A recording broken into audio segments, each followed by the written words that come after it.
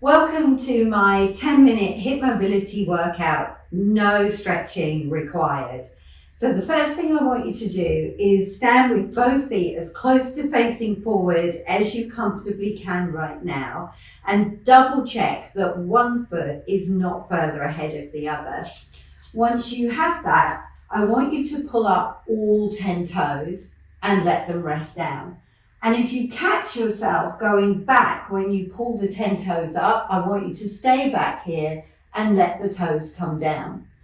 Then you're going to work on stacking up your cheekbones over your collarbones and your rib cage over your pelvis. These are the things we want to keep throughout the moves that we're doing.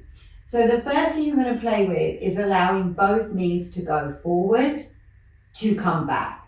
Knees forward is not this motion where you're dumping all your weight down, doing some excessive moves at the hip joint and the ankle and usually the lower back. This might be a very small range of motion, and for some of you it might feel like all you're doing is just relaxing your knee.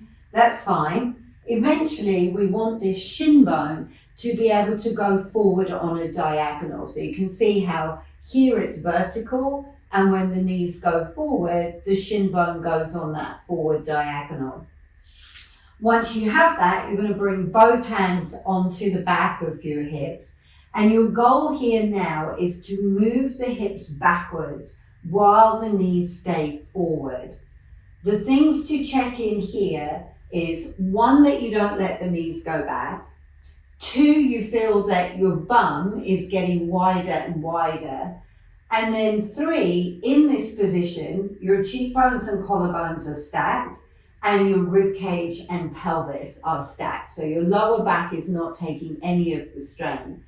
To come out of this, we want 2 things to happen at the same time. My knees straighten up and my pelvis comes forward.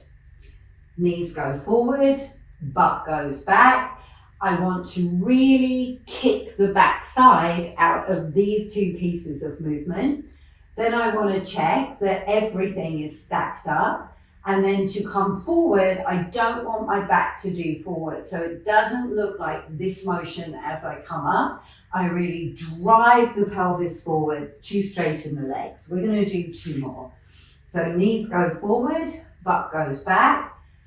Now you're going to check in that when your knees went forward and your butt went back, we didn't get a knee that fell in or fell out. And then drive your bum forward to straighten up. 1 more time, knees go forward, butt goes back.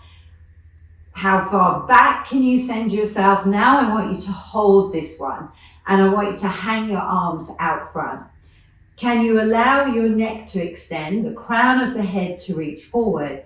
So it feels like all the weight is over this middle part of your foot. Now I want you to push the feet down as the knees straighten and the hips come up.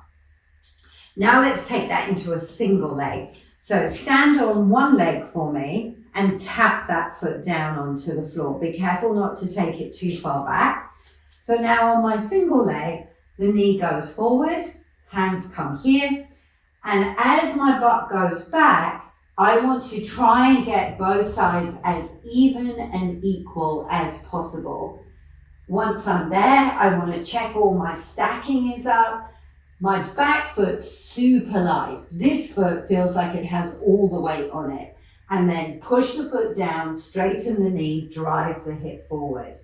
We're going to do that 2 more times on this side. Knee goes forward, butt goes back. When I really, truly can't get any more out of that, both sides are even, foot goes down, knee straightens, hip comes forward. Hip comes forward means this has gone flat, this is contracting. Last time on this side, knee goes forward, butt goes back. Did it go straight back, or did you notice that you wandered off to one side? And then push through your foot, up you come. Okay, let's go do the other side. So stand on one foot, take the other foot off, lightly tap it down. There's really no major amount of weight here. Knee goes forward, butt goes back. Now you know what you're doing. I want you to check that neither side gets to push out.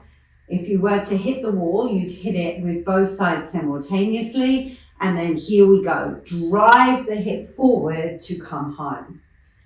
So the coming back is really important. Right now, you have all this tissue on the back of the hip, opening and lengthening. And then we want the reverse. As you come up right now, you want to feel that your butt really contracted, your front hip pushed forward. One more time, knee goes forward, butt goes straight back. Are you even left side, right side? And when you're ready to come up, push the foot down, drive yourself forward. Let's take all of this one step further. So stand the feet, send the knees forward, send the butt back. We should be getting good at this by now. Okay, now from here, I want you to find the two front hip bones, corner bones, whatever you want to call them, and turn them towards one leg. Now, even in this twist, I want to keep everything stacked up, so I'm not twisting by pushing my ribs. Come back to center. Then take the turn the other way, pelvis turns, ribs turn, shoulders turn, neck turns, eyes turn, and then you come back to center. We're going to keep going. So if you're turning, one knee gets to go forward more, one knee gets to pull back, and then switch over.